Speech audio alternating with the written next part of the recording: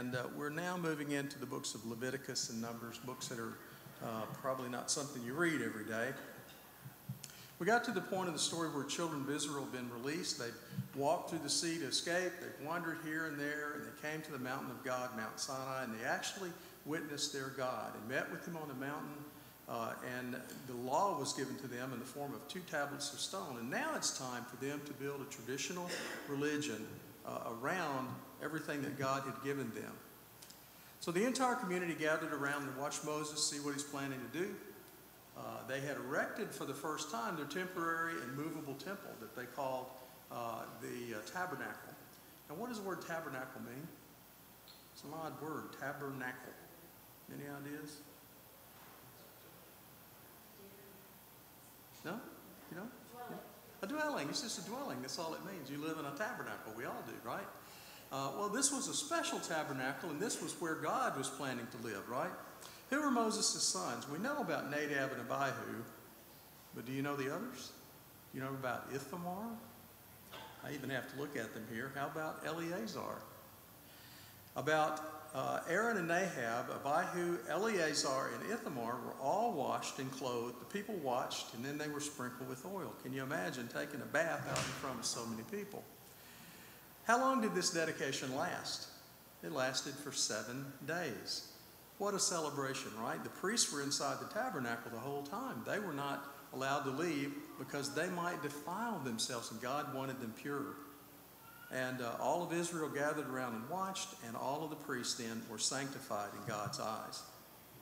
The priest placed his hands on the bull's head. Moses took some of the bull's blood and sprinkled it all over the altar on which it was about to be roasted. And this, of course, was to atone for the sins of the people. Did you know that the meat of the bull was not offered on that fire? We often think of a big bull up there.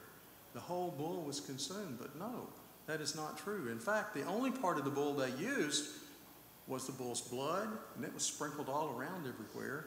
And then the fatty parts around his tail and his kidneys and the lobes of his liver. God obviously is like me. When I have pot roast, I want the fatty parts, and nobody else wants it, so I have plenty to eat. The rest of the bull was not burned up on the altar. Instead, it was taken outside the camp and burned up there. Now, that's something you just don't think about. You just don't know. But that is the way that it happened. We talked a little bit about our bull, and had that been the case, that bull would have been as tall as Moses' head. And it would have been a heavy thing for them to lift, probably taking about 20 people to put it on the altar. That whole bull was not put up there. Only the parts the Levites could lift. A ram was brought in. Aaron and his sons blessed the ram. They laid their hands on them. And their blood was also then splashed against the altar. Can you imagine how nasty that looks to us? But to them, that was a holy thing. It was a sanctified thing. It meant something completely different than us having things just like our house, mess strode everywhere. Well, that's kind of how we think of it. But a second ram was a ram of ordination. It was killed, and his blood was used to consecrate and ordain those new priests who had been in the tabernacle for 7 days and not let out. The ram's blood was put on the right ear, this ear, the right thumb, and the right big toe of all the priests. I guess the right side meant something important to them. And now it's the time for the big barbecue. They took the bread and the roasted meat of the goat and offered it all to God, or goats. Then, exhausted from the day's activities, it would be a complete week before they began their services, and this allowed the new Levites to read their manual and understand what it was their job to do and how they were about to do it. Goats, sheep, grain, all of this was offered that day, and all of their offerings went to God to atone for their evils. And following the cleansing and the last offering of the week, God sent fire from heaven and completely destroyed everything. He reduced everything to ashes. You know about Aaron's oldest 2 sons at the time? Following this, sometime a week or month after this, they offered fire and incense on the altar. That was not authorized. Now, what does that mean?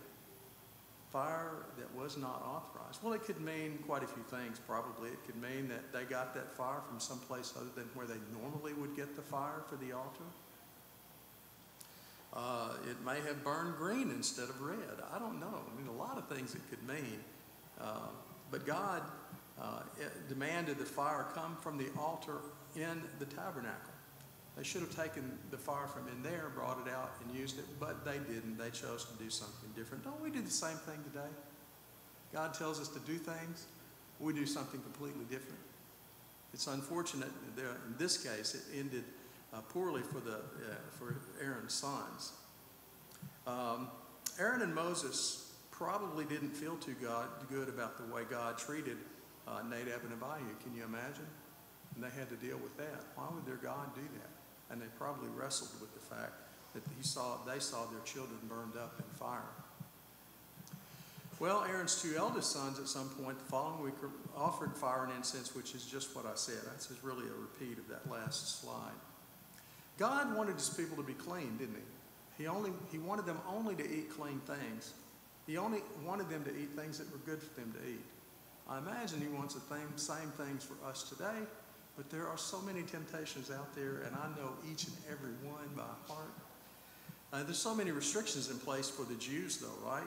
It clearly set them apart from everybody else that they ran into in the other nations. Do you see any food up here that was food that was not part of the Israelites' diet? Pardon? The hot dog obviously is one, right? What about that fish? Can Jews today and Jews then eat fish? Certain kinds of fish. Could they eat catfish? Because it's a bottom dweller, a scavenger. It also has no scales and no fins. This fish up here, completely legal. In fact, the only thing that's on here that they couldn't eat was the hot dogs. And we often think they were really restricted from a lot of things, right? Probably it was good that they weren't eating all the nitrates in those hot dogs.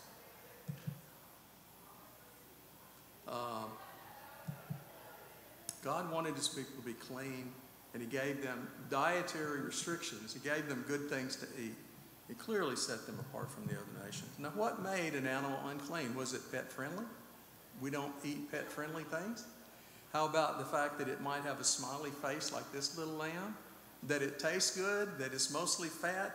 What are the things that cause it not to be clean? Well, unclean animals are all scavengers. They eat dead things. We would then eat them and would have ingested those dead things, was the thought, I'm sure, along the way. But clean animals do this. They chew their cud for the most part. They bring in the grain, they chew it, and then they chew it again before they finally ingest it. They also have split hooves. An animal that has split hooves is clean. The animals that walked around like that. And they're also primarily vegetarians. Now, birds of prey are not vegetarians, are they? They are scavengers. While grain eaters really are not scavengers. So here are some clean foods that Jews could eat. What's common about the unclean animals sets them apart from the clean animals is the things we talked about. Clean animals were things like fish that had both fins and scales, certain birds they could eat like chicken, doves, and ducks, and some insects even are clean enough for them to eat. You wouldn't think so, but yeah, they could eat roasted grasshoppers. A lot of people tell me they taste great. I would never want to try one, but they did. They apparently liked that. Unclean animals, though, are all scavengers, and here are some unclean animals the Jews could never eat. Unfortunate for them, most of what I like is on this page right here. There also are regulations for the Jews' own personal cleanliness. They couldn't go wallow in mud like the rest of the hogs did. Really, there's only about one thing that could make a clean animal unclean and unfit. It's that if they came into contact with an unclean animal. So they were very careful to keep their clean animals separate from their unclean animals, so they never even touched each other. Otherwise, they would not be clean. Now, I love the story of what happened during the week of the Day of Atonement. That whole week was an interesting week for them, and they had a lot that they had to do. No longer could the high priest be considered above all the rest in the need for God's atonement. He also was being atoned for in the very service that he was leading. he was cleansed with the ashes of a burnt heifer that had to be red. Now that's an interesting thing, isn't it? You go burn a cow just to get some ashes, just so you can clean this guy. Now you wipe me with ashes, I'm not going to look so clean. But that was clean to God. And he slept in the same quarters with all the other priests. This week, he was not able to go home and sleep. He was kept awake all night before the Day of Atonement. He had to read and recite Leviticus 16 after having been awake all night, and you can be assured he was sleepy during the Day of Atonement. Well, I know I would have been, but what he was about to do probably worried him all that night because of the potential for him to get it wrong in some place. And we've seen God destroy things with fire, haven't we? We do not want him doing that. He's got to get it right. I have a feeling he spent that night worrying about the fact that he had to go into a completely dark room. It had no windows. It had a really extremely heavy and thick curtain. No light was allowed in that holy place, most holy of places at all. It was completely dark. If you had to go in a room like that and spend some time in there, you probably would want a flashlight, which they didn't have, but you would not want to go in that room. It's interesting that also they always had an understudy ready, so that if for whatever reason this guy went in there and had a heart attack and died, they could pull him out, and then the understudy could go in and do the work. Now that's an interesting thing. And he could also then do the rest of the things that the high priest had to do, had it been unfortunate that a high priest died. Now, we don't have any evidence of a high priest dying after having gone into that room. When Jesus was dead, and after that, all they had in the temple at that time was nothing, because all the implements and things that had been in there were taken away. All of the holy place articles that were there had been taken out. We saw the movie, right? The Ark of the Covenant. You know that it was taken away. Well, this priest had to go inside a completely dark room with nothing in there. He couldn't feel anything, really. The only thing that was there was a little slab of not concrete, but a little slab of stone that on which the holy place the Holy of Holies used to sit. The actual the Ark of the Covenant sat up there in the Holy of Holies. Thank you. So when it was time to prepare, he had to take 5 baths, and he had to do it publicly. He had to get in that tub and bathe himself, not one time, not twice, not 3, 4, but he had to do it 5 times. He had to cleanse everything from the top of his head down to his private parts and so forth. How many times have your children come inside from playing outside covered in dirt and grime, and you tell them to go take a bath and you wish they would do it again, right? After feeling pretty sure he was finally clean after 10 bathings, he then put on the extravagant robes of the high priest and performed his daily morning rituals. Just before the service required in the Day of Atonement, he took off those expensive and gaudy clothes, and he did the rest of that in pure white linen. He reduced all of the garb that was on him, and he got himself down as low as you can get and as clean, perhaps, as you could be in order to do the work that he did on that day. It's interesting that on the rest of the days that week and the rest of the time and when he was walking around doing his work, he didn't wear those expensive robes. You couldn't hear the twinkling of the little symbols that were on the bottom of that robe. You couldn't hear any of that because he wore a white robe just like all the rest of the priests did. Now, I've always had that backward. I always thought on this day he took everything off and he went in there in white. No, he went in there with all of the garb on. But after that, he took it off and he never wore it again until the next year rolls around. We just don't think about that. We often picture him. Now, there may have been an opportunity in tradition for him to have changed that and for him later to begin to wear that just so he could be elevated above all the rest. But it wasn't prescribed in the Bible that he would do that. In the Day of Atonement, the bull that was about to be killed and offered, he prayed 3 times for his sins and his house's sins. He was allowed to use the true name of God, but only on this day and this one occasion. This one time a year, this prayer was for his house and his family's house and for no others, just the Levites and the priests. That was his first prayer. Then he atoned for the people. Now, this required for a selection of one of two very identical goats. You had to have two goats that were identical. An urn was prepared, and in it were two golden lots, and he would reach in, he'd pull out one, and if it said, "For the Lord," this would be the goat that he would use. And the other lot said Azazel. Have you ever heard of that? Azazel? I've heard of it before. It's a name that often refers to the devil or to Satan. Azazel, when it's pulled out, that's what it referred to. Azazel's goat was tagged with a scarlet ribbon, and he was driven out of the temple area and wandered the wilderness, taking with it symbolically all of Israel's sin. Now, tradition says that and it was always good luck if you pulled out the two things, and one said Azazel, the other said "for the Lord." It was always tradition that if it came out in the right hand, it was lucky. You know what? Tradition also says that for 40 years prior to AD 70, the token read, "For the Lord" came out in the high priest's left hand. 40 years of bad luck that they had to go through in selecting the goat. Well, next came the atonement for the priest. And this time the bull was slain. The same confession was made as earlier for the Azazel goat. But this time the words were used for the entire priesthood, or Aaron's tribe was used instead of for the people. His blood was collected, put into a basin, and it would be used again in a little bit later. Now came the extraordinarily scary part of the whole experience, having to go into that dark, holy of holy places. It was completely dark. Entrance was by means of a very heavy curtain that came together in the center. Now, tradition says it was as thick as a man's hand. It was that thick. Have you ever seen cloth that was that thick? How much would that have weighed? Tons. I mean, it would have weighed a tremendous amount just for them to get that put up there and mounted. And tradition talks about how many wagons and how many mules was taken to haul that heavy curtain up there whenever they replaced it. Well, he gets his censer of incense, and he makes his way inside, and that's all he has with him. The only light he has is coming from that little censer of incense that's just coals that are burning.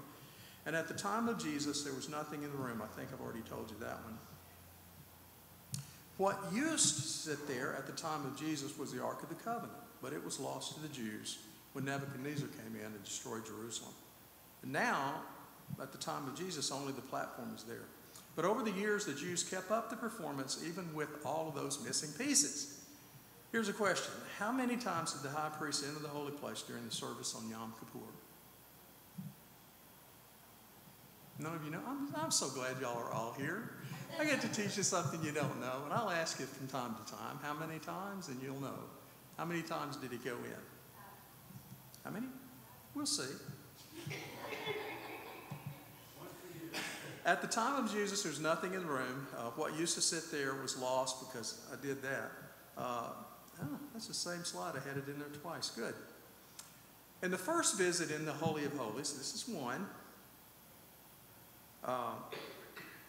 gives his eyes a few minutes to adjust to the dark, fearful for his life. He uses those red light of the coals to see by. He entered the holy place. He set them down and threw some of the incense that he brought with him into the fire of those coals. And immediately the room filled with smoke and a beautiful smell, apparently, which then filled the room. And so this is entrance number one. The second time he went in, he retrieved a ladle with blood from the heifer, and he returned to the curtain. He took a deep breath and built up the courage to go in a second time. And this time he used his fingers and dipped them in the blood, and he sprinkled some of the blood where the ark would have been at the time of Jesus. He was to sprinkle one time downward from heaven, and then one time upward toward heaven.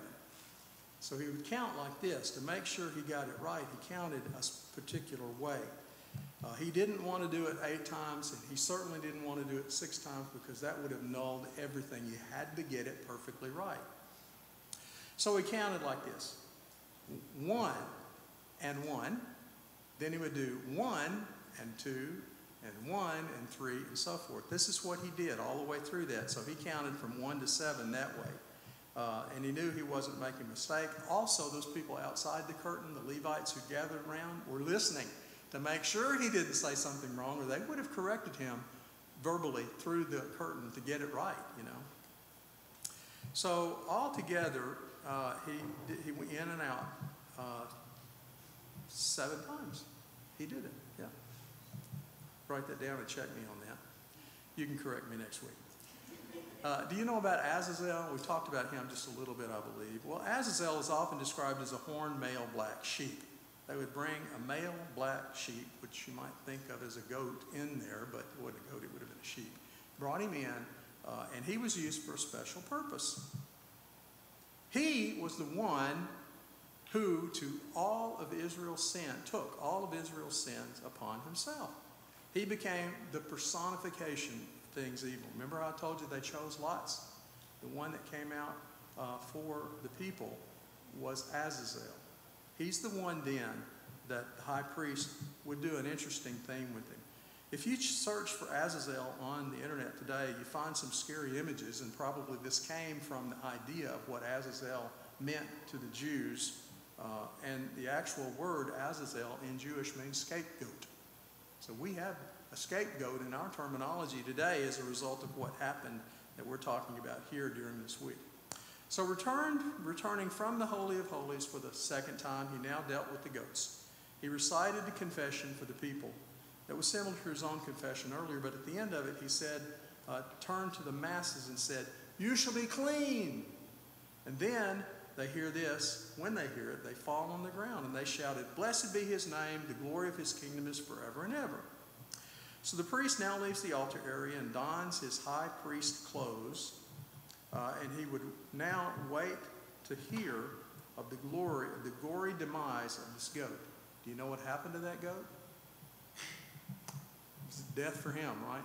But it was death in an interesting and odd and unusual and certainly not a way that would be praised today. Okay, you said he was a sheep, and we just called him a goat? I call him a goat, but he was a sheep, a male sheep. And all these years I thought that was a goat. You thought it was what? I thought he was a goat. Well, I'm sorry. And even though I'm showing you pictures of a goat here, that Azazel, That's what I thought. yeah, I think it was a male sheep. Maybe I wrote male sheep thinking a male sheep was a goat. I don't know. It's possible. I will try to find out for you next week and make a correction to my slides so the next time I do this, I get it right, okay? Pardon? I don't know. Rams do, perhaps. I don't know. I know nothing about sheep and goats, believe me. I never was on a farm other than just to visit people who owned farms. But anyway, we'll get it right. I will come back next week and tell you for sure it was a sheep or a goat, because I could have clearly gotten the two confused. The Bible says the scapegoat would be released in the wilderness to live in the care of someone who was assigned to the task. But Jewish tradition has it otherwise. The Jewish tradition maintains the goat's fate was sealed earlier with the lots that were drawn. An attendant priest was called to come to take the scapegoat and lead them out of the temple. And he led the goat into the wilderness a distance of a few miles. So they had a goat. He was there. All of the sins of the people was put upon this goat, and then they led him out. Eventually, they would arrive at the designated place. It was a high cliff on the side of a mountain. The priest would position the goat facing him, not facing the edge of this thing, and then he would push that goat off backwards, and the goat would fall to his death. And in this way, the goat took all of the sins of Israel with him in his death. Poor goat. After he received the news of the Azazel, he bathed again. He put back on his white linen garments that he wore earlier, but he also put his beautiful robe with his vestments on.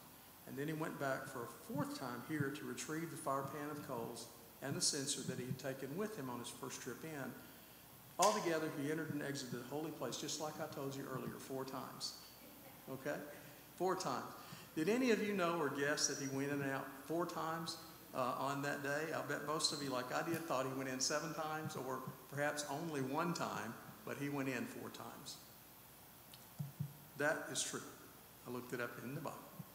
Leviticus 19 is a list of all the do's and don'ts for the Jews. And notice the last do in this list was to remember God's commandments and keep them holy. Did they do that? Did they remember his commandments and keep them holy? Unfortunately, they didn't. Could they even do that today? Could a Jew today even remember and keep them holy? Probably, possibly not, just like we have trouble keeping ourselves holy in the manner that Christ wants us to. I think it would be good if every child in the world was given this list of things and for them to memorize this. Don't rob or defraud. Don't slander. Don't cheat. Don't make idols. Don't plant fields with two kinds of seed. Now, that I don't know. I just wonder about that. But that was a prescription. Don't cut your bodies. Oh, that would be a wonderful thing. Don't practice divination. Stand up in the presence of the aged and show respect. I think the older I get, the more I think they need to do that. My children never did any of these things. I doubt yours did. Well, I don't know. Yours probably did. Use honest scales and measures and don't defraud others. Don't mistreat others. Above all, keep all of my laws and follow them. What about sexual relations? As we're talking about the rules and regulations, the do's and the don'ts, sexual relations, Leviticus 18, basically gives a whole chapter of things that they could not do. You could not have sex with close relatives, with your mother or your father's wife, with your sister, your daughter, your grandchild, your aunt, your uncle, your daughter-in-law, your sister-in-law. You couldn't have sex with a woman and then her daughter. You shouldn't have sex with your neighbor's wife. You couldn't have man-man or woman-woman sex or sex with animals. Any of that would cut you off from your people, the Jews, if it was found out. It was a dangerous thing at that time. Did they follow through with this? Did they honor and respect Leviticus 18 all the way through the Bible as far as you know? Something like we do today. Pardon? I can't see lips moving. You're going to have to shout at me. What? Almost like we do today. Oh, they didn't do any better than we do today, did they? Well, I'm not sure about that. Or we don't do quite as good as it. Yeah. Well, we should know the rules, obviously, to keep them straight. God wants us to do that. There were various punishments, though, that was put in place at this time. These are some things that could be proscribed if you failed to follow the command. If you offered your children to Molech, you deserved to die, and they would grab you and should kill you. If you cursed your mother or father, you could be stoned. Sexual relations with all of these things here meant, in a lot of cases, death. In some cases, marrying a woman and her daughter meant death by fire. It's spelled out very clearly for that. Animal sex meant death for both you and the animal. Aunt, sister-in-law, you will die childless. Those were the things that God promised them would happen if they didn't consecrate themselves and keep themselves holy and defile themselves by improper sexual relations. And finally, I think, before the bell rings, we should mention the feast days that God did allow them. Now, in principle, the feasts were for the spring, and there were feasts for the fall. These feast days are very important to the Jews, and some of them even today. To the typical Jew, it is of no consequence that Jesus was killed on a Roman cross the very day that their little lambs were being killed. No consequence at all. In fact, they would tell you that's just a made-up story. Well, it's unfortunate for them that they don't understand that Jesus came and fulfilled everything that was prescribed by God and all the commands and everything that we talked about earlier up to this point, to the point in time when he died, and he did all of that for us. You have any questions or comments or snotty remarks?